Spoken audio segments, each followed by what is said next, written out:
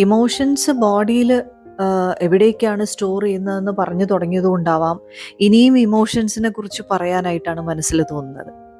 അപ്പൊ എനിക്ക് ഓർമ്മ വന്നത് ഒരു കാര്യം എന്ന് പറഞ്ഞു കഴിഞ്ഞാൽ, നീ ഇങ്ങനെ ഇമോഷണൽ ആവല്ലേടെ എന്ന് മോഹൻലാൽ പറയുമ്പോൾ, ഞാൻ എങ്ങനെ ഇമോഷണൽ ആവാതിരിക്കും, ഒടിഞ്ഞത് എൻ്റെ കൈ, എൻ്റെ മൂക്ക്, എൻ്റെ കാലെന്ന് ജഗദീഷ് ശ്രീകുമാർ പറയുമ്പോൾ, ശരിക്കും നമ്മളെല്ലാം പലപ്പോഴും നമ്മുടെ ലൈഫിൽ ഇമോഷണൽ ആവാറുണ്ട് അല്ലേ, ഓവറായിട്ട് തന്നെ.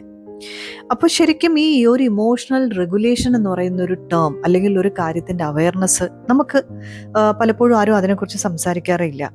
പലപ്പോഴും നമ്മളുടെ ഇമോഷണൽ ട്രിഗർ എന്താണെന്നുള്ളത് പോലും നമ്മൾ അവഗണിക്കാറാണ് പതിവ്. പലപ്പോഴും എന്തെങ്കിലും ഒരു കാര്യം നമ്മളോട് ഒരാൾ പറയുമ്പോഴാണ് നമ്മൾ ഭയങ്കരമായിട്ടും ദേഷ്യം നമുക്ക് വരുന്നത്. അല്ലെങ്കിൽ പലപ്പോഴും പാർട്ട്നേഴ്സിൻ്റെ ഇടയിലാണെങ്കിലും ഒരു പാർട്ട്ണർ ഇപ്പം നമ്മുടെ അടുത്ത് എന്തെങ്കിലും പറഞ്ഞു കഴിയുമ്പോൾ നമുക്ക് ആ പറയുന്ന വാക്കിൽ ഏതോ ഒരു വാക്കാണ് നമ്മൾ ഏറ്റവും കൂടുതൽ ദേഷ്യം പിടിപ്പിച്ചത്, അതാണ് നമ്മുടെ ട്രിഗർ.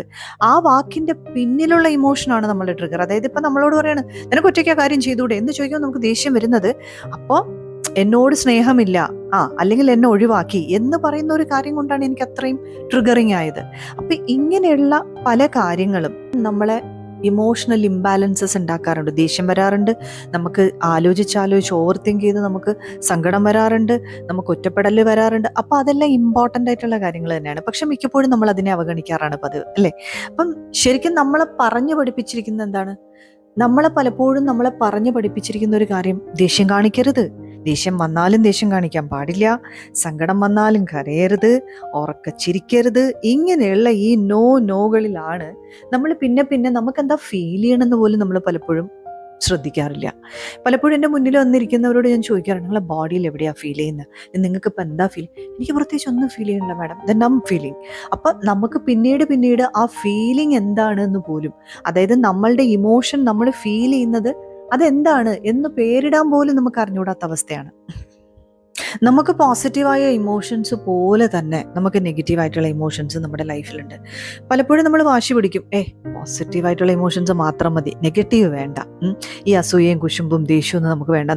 പക്ഷെ ഇത് നമ്മളെന്ന വ്യക്തിത്വം കംപ്ലീറ്റ് ആവണമെങ്കിൽ ഈ പോസിറ്റീവായിട്ടുള്ള ഇമോഷൻസ് പോലെ തന്നെ നെഗറ്റീവായിട്ടുള്ള ഇമോഷൻസും വേണം നമ്മുടെ ഉള്ളിൽ. ബട്ട് നമ്മളതിനെ റെഗുലേറ്റ് ചെയ്യണം എന്നുള്ളതാണ് ഏറ്റവും ഇമ്പോർട്ടൻ്റ് ആയിട്ടുള്ളൊരു കാര്യം. ഈ ഇമോഷണൽ ട്രിഗർ എന്ന് പറയുന്ന കാര്യങ്ങളാണ് നമ്മളുടെ മെൻ്റൽ സ്റ്റേറ്റിൻ്റെ റിഫ്ലക്ഷൻ എന്നത്. അതായത് നമ്മൾ എന്ത് സ്റ്റേറ്റിലൂടെയാണ് കടന്നു പോകുന്നതെന്ന് നമുക്ക് ശരിക്കും മനസ്സിലാക്കാൻ പറ്റും നമ്മളുടെ ഈ ഇമോഷണൽ ഔട്ട്ബസ്റ്റ് കാരണം.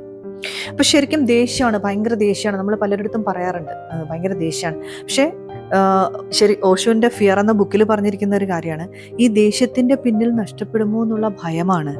അതായത് അതിൻ്റെ ബാക്ക് സൈഡ്, ആങ്കറിൻ്റെ ബാക്കിൽ വരുന്ന സാധനം ഫിയർ ആണ് എന്ന്. അപ്പം അത്രയും ഡീപ്പാണ് ആ സാധനം.